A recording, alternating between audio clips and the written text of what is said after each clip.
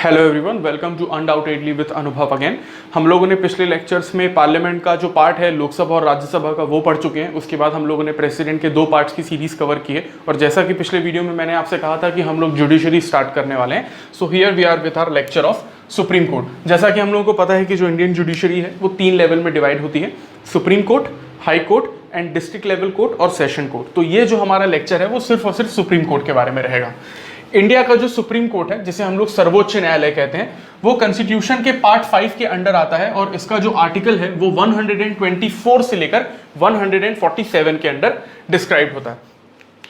India में सबसे पहले जो सुप्रीम कोर्ट एस्टैब्लिश हुआ था सरप्राइजिंगली 1773 में हुआ था, जब रेगुलेटिंग एक्ट ऑफ 1773 पास हुआ था। और उस टाइम का जो सुप्रीम कोर्ट है बल्कि वो दिल्ली में एस्टैब्लिश ना होकर कलकत्ता में एस्टैब्लिश हुआ था, क्योंकि आज इंडिया की कैपिटल दिल्ली है लेकिन हमेशा से नहीं थी। 1911 से पहले इंडिया की जो कैपिटल थी वो कलकत्ता थी और 1911 में हमने जो अपनी कैपिटल है वो कलकत्ता से दिल्ली शिफ्ट की थी। तो पहली बार जो सुप्रीम कोर्ट एस्टैब्लिश हुआ था वो 1773 के रेगुलेटिंग एक्ट के बाद हुआ था। और इंडिपेंडेंस के बाद हम लोगों ने सुप्रीम कोर्ट को री एस्टैब्लिश किया था 28 ऑफ जनवरी 1950। और जब हम लोगों ने इसको री एस्टैब्लिश किया था तब हम लोगों ने इसकी सीट चेंज की थी दिल्ली में। सुप्रीम कोर्ट की सीट चेंज करने का क्या मतलब होता है? सीट चेंज करने का मतलब होता है आप सुप्रीम कोर्ट को दूसरी जगह शिफ्ट करते हो। तो seat of the supreme court, seat of the supreme court मतलब आपकी कंट्री का जो सुप्रीम कोर्ट है वो कौन से शहर में एस्टैब्लिश्ड है, उसे हम लोग कहते हैं seat of the supreme court. और ये जो seat of the supreme court है ये आर्टिकल नंबर 130 के अंडर आता है। अब हम लोग ये देखते हैं कि जो सुप्रीम कोर्ट का ऑर्गेनाइजेशन है वो किस तरीके का होता है। In the sense supreme court में जो जजेस होते हैं वो किस नंबर में है।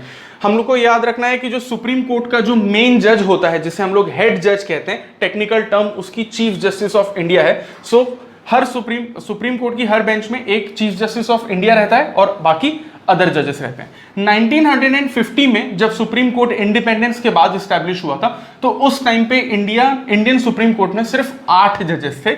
इन 8 जजेस में से ऑब्वियसली एक चीफ जस्टिस ऑफ इंडिया थे और बाकी के 7 अदर जजेस थे। टाइम पर जो सुप्रीम कोर्ट के जजेस की संख्या है, जो नंबर्स हैं वो बढ़ते रहे हैं। सुप्रीम कोर्ट के जजेस का जो नंबर है वो कौन बढ़ा सकता है? वो इंडियन पार्लियामेंट ही बढ़ा सकती है बिल पास करके। ये प्रीलिम्स का एक one of the favourite question है कि कौन सुप्रीम कोर्ट के जजेस के नंबर बढ़ाता है। Answer is parliament. सो 1956 में देयर वर 8 जजेस, 1956 में जजेस 10 हो गए, 1960 में 13 जजेस, 1977 में 17 जजेस, 1986 में 25 जजेस। उसके बाद 2009 में ये 25 जजेस हो गए 31 जजेस और एट प्रेजेंट 2020 में जो जजेस हैं वो है टोटल 32। ये 32 में 31 हमारे अदर जजेस हैं और एक जो है वो हमारे चीफ जस्टिस ऑफ इंडिया है। आपको एक चीज याद रखनी है कि राइट नाउ मैक्सिमम 34 जजेस हो सकते हैं सुप्रीम कोर्ट में, लेकिन है एक्चुअली अभी कितने? 32। दैट मीन्स जो 2 पोस्ट हैं सुप्रीम कोर्ट के जजेस की वो अभी वैकेंट है। अब सुप्रीम कोर्ट के ऑर्गेनाइजेशन के बाद हम लोग ये देखते हैं कि सुप्रीम कोर्ट का जज बनने के लिए क्वालिफिकेशंस क्या क्या होती हैं। हम लोग अपॉइंटमेंट बाद में देखेंगे, पहले क्वालिफिकेशन देखेंगे। ऑब्वियसली जो अपॉइंटमेंट होता है वो प्रेसिडेंट के थ्रू होता है। सुप्रीम कोर्ट के जजेस बनने की क्वालिफिकेशंस जो हैं वो फॉलोइंग है। नंबर 1, ऑब्वियसली उसे एक इंडियन सिटीजन होना चाहिए। कई बुक्स में ये भी लिखा रहता है क्वालिफिकेशन में कि उसका लॉ बैकग्राउंड होना चाहिए। इस तरीके की मिस्टेक प्लीज मेंस के एग्जाम में मत कीजिएगा, क्योंकि ऑब्वियसली अगर कोई सुप्रीम कोर्ट का जज बनना चाह रहा है तो ऑब्वियसली वो हाई कोर्ट का जज ऑलरेडी है या हाई कोर्ट में एडवोकेट ऑलरेडी है। तो ये लिखने की गलती मत कीजिएगा कि उसका लॉ बैकग्राउंड होना चाहिए, वो बहुत ज्यादा ऑब्वियस चीज हो जाती है। दूसरी जो क्वालिफिकेशन है वो ये होनी चाहिए कि अगर किसी को भी सुप्रीम कोर्ट का जज बनना है तो उसे मिनिमम 5 साल का एक्सपीरियंस होना चाहिए एज अ हाई कोर्ट जज, या फिर 10 साल का एक्सपीरियंस होना चाहिए as a high court advocate, दोनों में से कोई भी। और तीसरी क्वालिफिकेशन ये हो सकती है कि वो एक डिस्टिंग्विश्ड ज्यूरिस्ट होना चाहिए, यानी एक लॉ स्पेशलिस्ट होना चाहिए। किसके ओपिनियन में?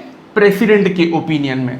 दैट मीन्स अगर किसी ज्यूरिस्ट के पास ये 5 साल का हाईकोर्ट का जज का एक्सपीरियंस ना हो या 10 साल का हाईकोर्ट का एडवोकेट का एक्सपीरियंस ना हो, बट इवन देन प्रेसिडेंट के ओपिनियन में इफ ही इज क्वालिफाइड तो उसे डायरेक्टली भी सुप्रीम कोर्ट का जज बनाया जा सकता है, बट वो रेयर होता है। इसमें जो मेन क्वालिफिकेशन है हमारी यही है, 5 years एज अ हाईकोर्ट जज and 10 years as a high court advocate. एक और चीज जो प्रीलिम्स के एग्जामिनेशन में पूछी जाती है कि सुप्रीम कोर्ट का जज बनने की मिनिमम एज क्या होती है। सुप्रीम कोर्ट का जज बनने की मिनिमम एज कोई नहीं होती।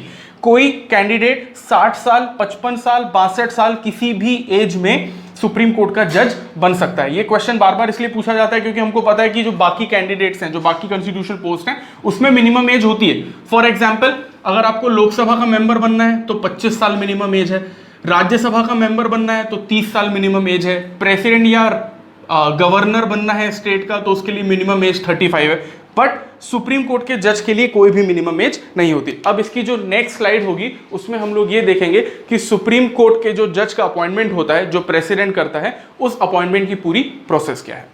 सो गाइस, लास्ट स्लाइड में हम लोगों ने ये देख चुके हैं कि सुप्रीम कोर्ट का जो एस्टैब्लिशमेंट है, उसकी जो बेसिक ऑर्गेनाइजेशन है, और अब हम लोग ये देखेंगे कि जो सुप्रीम कोर्ट के जो जजेस हैं उनका अपॉइंटमेंट किस तरीके से होता है। क्वालिफिकेशन याद रखनी जरूरी है क्योंकि बिना क्वालिफिकेशन को समझे आप सुप्रीम कोर्ट के जज के अपॉइंटमेंट को प्रोसेस को नहीं समझ पाएंगे। सो सुप्रीम कोर्ट के जज का जो अपॉइंटमेंट है वो ऑब्वियसली प्रेसिडेंट ही करते हैं। सुप्रीम कोर्ट के जज की अपॉइंटमेंट की एक पूरी प्रोसेस है। हम लोगों को इस प्रोसेस को 1982 से शुरू करना होगा और ये 1998 तक जाती है, और 1998 की ही प्रोसेस को हम लोग अभी फॉलो कर रहे हैं। तो प्लीज इस प्रोसेस को ध्यान से समझिएगा। अगर आपको एक बार में समझ में ना आए तो वीडियो को रिवर्स कीजिएगा और फिर से उसको सुनिएगा। तो सुप्रीम कोर्ट के जज की जो अपॉइंटमेंट की जो प्रोसेस है वो फर्स्ट जज केस ऑफ 1982 से शुरू होती है। फर्स्ट जज केस का मतलब है 1982 में सुप्रीम कोर्ट में एक केस चल रहा था इस बारे में कि सुप्रीम कोर्ट के जज की अपॉइंटमेंट किस तरीके से होनी चाहिए। तो उस केस को हम लोग फर्स्ट जज केस ऑफ 1982 के नाम से जानते हैं। इन जज केसेस में क्या हुआ था कि इन जज केसेस में सुप्रीम कोर्ट के जज ने इस बारे में जजमेंट दिया था कि सुप्रीम कोर्ट के जजेस का अपॉइंटमेंट कैसा होना चाहिए। A bit complicated but very technical. तो फर्स्ट जज केस 1982 में सुप्रीम कोर्ट ने यह कहा था कि सुप्रीम कोर्ट के जो जजेस हैं उनका अपॉइंटमेंट तो प्रेसिडेंट ही करेंगे, और प्रेसिडेंट को किसी भी सुप्रीम कोर्ट के जज का अपॉइंटमेंट से पहले चीफ जस्टिस ऑफ इंडिया की एडवाइस लेनी पड़ेगी, भारत के मुख्य न्यायाधीश की सलाह लेनी पड़ेगी। लेकिन वो advice chief justice of India की प्रेसिडेंट पर बाइंडिंग नहीं होगी। फिर से सुनिए, फर्स्ट जज केस ऑफ 1982 में सुप्रीम कोर्ट ने यह कहा था कि सुप्रीम कोर्ट के जजेस का अपॉइंटमेंट प्रेसिडेंट करेंगे, प्रेसिडेंट को चीफ जस्टिस ऑफ इंडिया की एडवाइस लेनी पड़ेगी, लेकिन वो एडवाइस प्रेसिडेंट पर बाइंडिंग नहीं होगी। दैट मीन्स ये सोल एंड सोल प्रेसिडेंट का डिसीजन रहेगा कि किसको अपॉइंट करना है और किसको अपॉइंट नहीं करना है। लेकिन फर्स्ट जज केस के अगेंस्ट एक और पीआईएल फाइल हुई सुप्रीम कोर्ट में 1993 में, और 1993 के इस जजमेंट को हम लोग सेकेंड जज केस ऑफ 1993 के नाम से जानते हैं। इस सेकेंड जज केस में फर्स्ट जज केस का जो डिसीजन है वो पलट दिया गया। सेकेंड जज केस में यह कहा गया कि जो अपॉइंटमेंट है सुप्रीम कोर्ट के जज का वो तो प्रेसिडेंट ही करेंगे, और प्रेसिडेंट को चीफ जस्टिस ऑफ इंडिया से एडवाइस भी लेनी पड़ेगी, लेकिन इस बार चीफ जस्टिस ऑफ इंडिया की जो एडवाइस है वो प्रेसिडेंट पर बाइंडिंग होगी। यानी चीफ जस्टिस ऑफ इंडिया जिस हाईकोर्ट के जज के लिए जो एडवाइस देंगे, प्रेसिडेंट को उस एडवाइस को फॉलो करना ही होगा। यानी कि अब ये सोल डिसीजन नहीं है प्रेसिडेंट का, ये चीफ जस्टिस ऑफ इंडिया का सोल डिसीजन है। You need to understand the difference.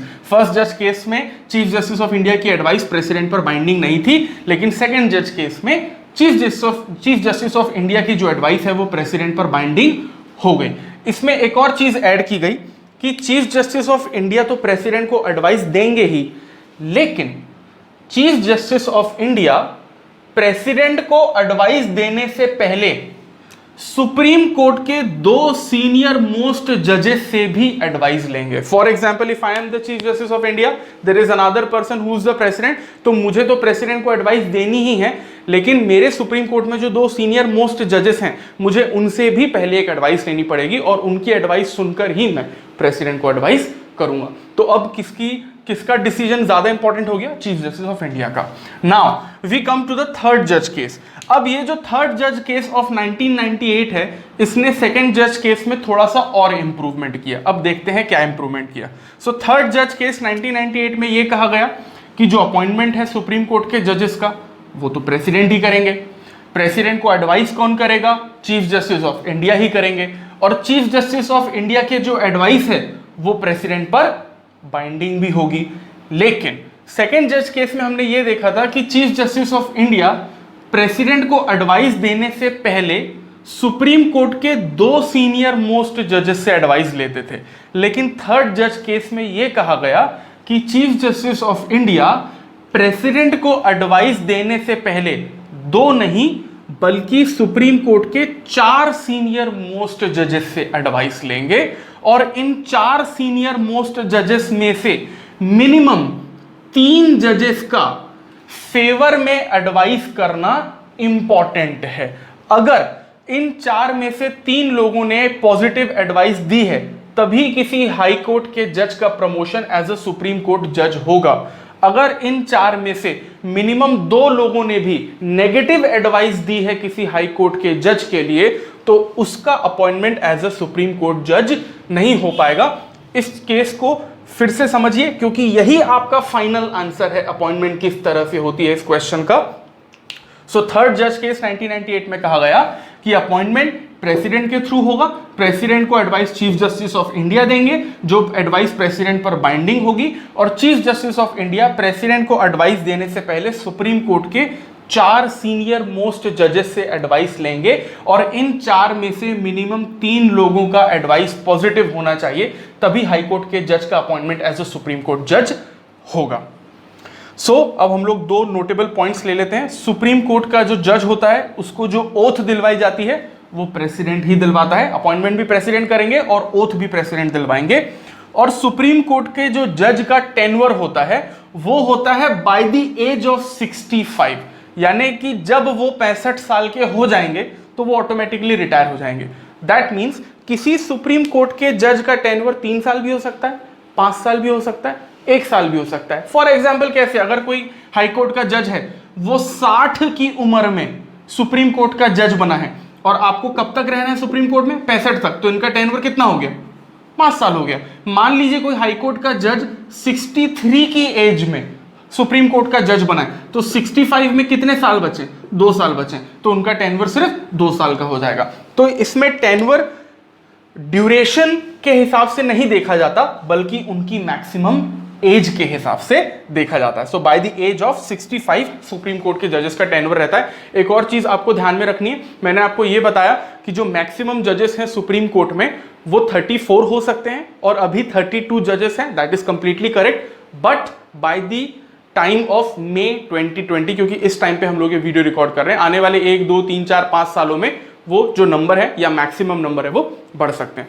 तो ये था हमारा first part of the supreme court. और इसके बाद जो हम लोग सेकंड पार्ट देखने वाले हैं इस जुडिशरी का, उसमें हम लोग ये देखेंगे कि सुप्रीम कोर्ट के जो जजेस हैं उनका रिमूवल उनके ऑफिस से किस तरीके से किया जाता है। So you have to like, share and subscribe for more content. Thank you.